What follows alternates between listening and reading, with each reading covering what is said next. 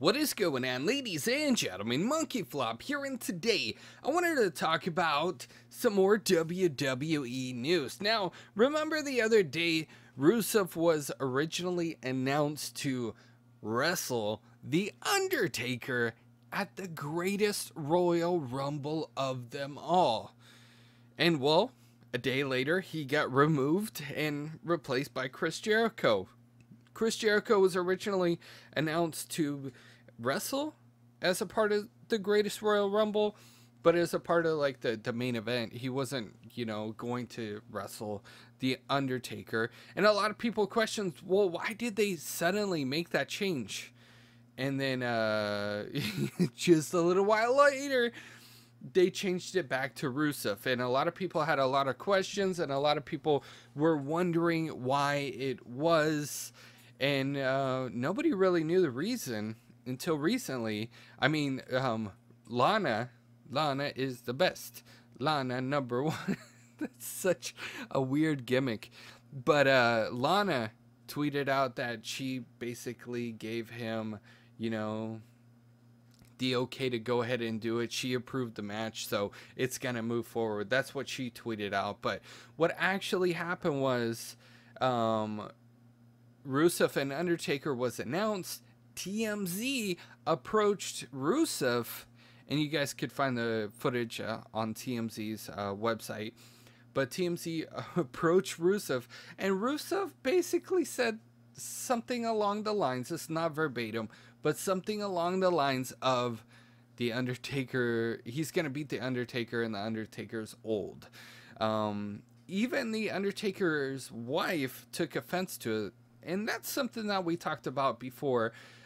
She took offense to it, but she kind of played along with it, and she made light of the entire situation. Well, we all know that WWE holds a very high standard to their superstars, and they have to be very careful with what they communicate to the media, especially TMZ and different outlets like that.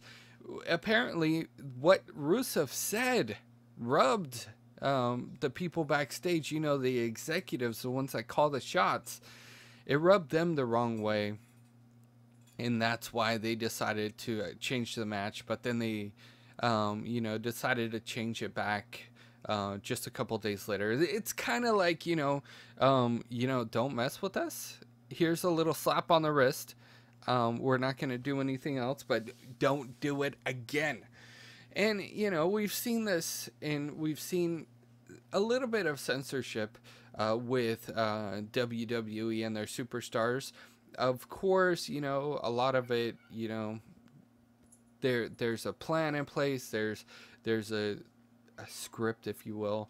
And there's things that WWE wants their superstars to do, a certain way that their superstars need to portray certain characters, or even speak to the media. So that's no surprise there. I mean, just the other day, Alexa Bliss tweeted out a video of her singing, and it was great, but it was deleted like within seconds and then re-uploaded to Twitter.